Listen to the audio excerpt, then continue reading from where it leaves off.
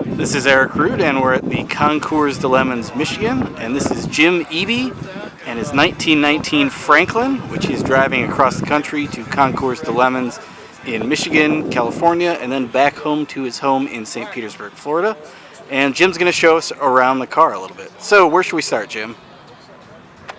Let's start with the metal. All right. So the car's built, as Eric said, in 1919. The car is wood frame laminated ash. The fenders are steel. The coachwork is aluminum over wood. The engine is 200 cubic inch, 6-cylinder, overhead valve, air cooled. What else? So you have to service this pretty regularly. Yes. So the bottom end, the crank and cam are force fed by an oil pump, but there's no oil to the top end.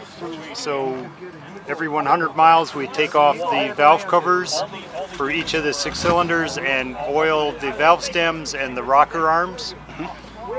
Then every 1,000 miles we change the oil. What kind of oil do you, is there a special oil you have to use? This just uses Mobil 1, Mobil 1. 10W30. Nice. And when I feel like I want to be fancy and give it a nice treat, I dump in some engine break-in lube additive to get a little more zinc slip in it.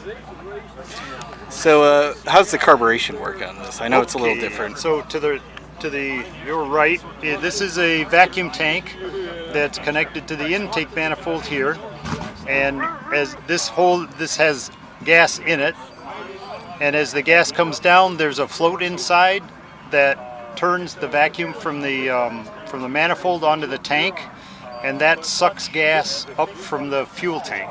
Okay. And then from there, it's gravity feed into the carburetor. Updraft carburetor.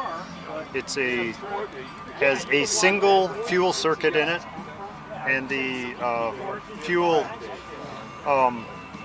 ratio is controlled by a lever inside the car. So well, let's take a look at that then.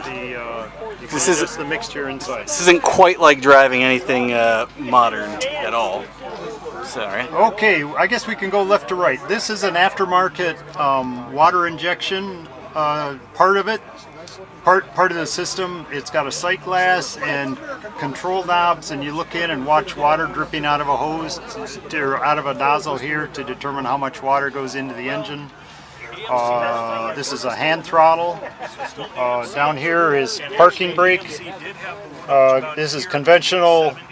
What is it? Clutches on the left. Clutch, brake, foot throttle, aftermarket throttle, aftermarket turn signals.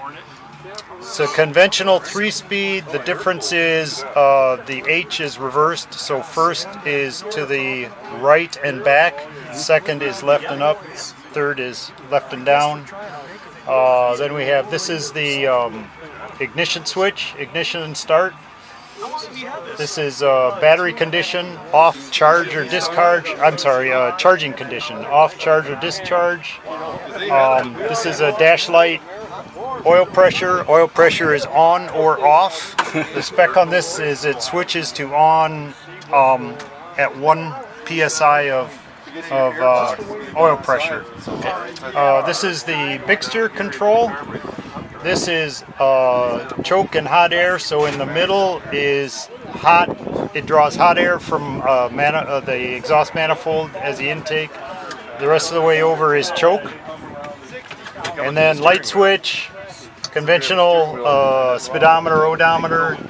Odometer shows 85,000. This has not worked since in my lifetime. So it was in 1954. It had 85,000 miles on it. And then on the far right, of course, is a clock. That is all, other than the turn signal, is all original equipment. So the interesting part about this is that this has been in your family since it was new, right? My grandfather bought the car new in South Bend, Indiana. It was my grandfather's first car. And he drove it as his daily driver for 10 years, and then in 10 years he bought another car. And that at the time he bought that car, this car then became his farm truck. They lived on a dairy farm, 80 acres in Elkhart, Indiana. And so he would, was a truck. So if you look down here, there's a bunch of grind marks on the door sill. And that is from loading the big 15-gallon milk cans in the back seat to haul them from the barn down to wherever they gave their milk away. The carpeting came out of my grandmother or my dad's mom's dining room. She was redoing her dining room carpet, and he got a piece of carpet. Excellent. This would be his aftermarket stop brake light. This was put in by my great uncle, probably in the early 20s. And he drove this car to California before you did. In 1928, he drove the car from Elkhart, Indiana to LA and back. Excellent. On the trip, he sees the engine going over the mountains. Had to stop and get it broke loose, but he drove. After he got it broke loose, he finished the drive, came back home, and replaced the piston. Excellent. Let's see. There's really not that much. You said the top is original, yes? The top, what you can see on the inside is the original canvas top. And then at some point you can see this back gooey thing. The top began to rot and begin to leak, and so Dad got some roofing tar and painted the top with roofing tar, and then later on he got another piece of vinyl and covered the top with a second piece of vinyl. The interior was all original leather and the original upholstery.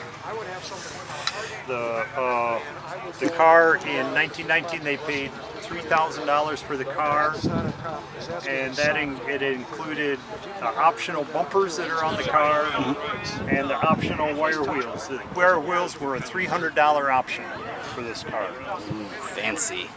They're wire wheels, and they have never been tuned, as far as my dad knows. And if you look closely, it's got loose spokes in it. I found a broken spoke the other day, and they kind of wobble like this when you drive. You told me one interesting thing, that this engine was not fully rebuilt until 2006. And what was it that the rebuilder said about it? The rebuilder said that he has never seen a Franklin engine as worn out as this one that wasn't blown up. The valves had probably an eighth of an inch of clearance in the valve stems. One valve was completely burned. Dad said when he used to start it, before he had it rebuilt, there was only one good cylinder that would fire when he cranks it over. So he'd crank it till that cylinder fired, and then slowly the rest of them would begin to work too. That's awesome. It's electric start. It's called a Dynetto starter generator, so it's chain drive to the crank. It's continuously running. When at standstill, it's an electric motor, and as you overspin it, it turns into a generator. Gotcha. But you can crank it. Push comes to shove. It's got an official Klaxon brand horn. The Awuga? Original equipment. Yep, an Awuga Klaxon horn. Perfect. It also comes with this is an air compressor for blowing up tires, repairing tires, and then you just throw it into gear on the back of the generator. I asked Dad, did you ever use that thing? And he said, oh yeah, all the time. Yeah. More mileage than the car, maybe. Yeah, that thing, yeah. Excellent. One last thing I want to ask you about. You're taking this over the Continental Divide. We are. Explain to me the braking system, because it's pretty minimal. The brake is a single external band on a drum that's on the back of the transmission. So it's on a single brake on the drive shaft. And it seems like an odd place, but if you consider the torque multiplication through the differential, you get more advantage. It is good for one stop from 40 miles an hour, and then you have to let it come.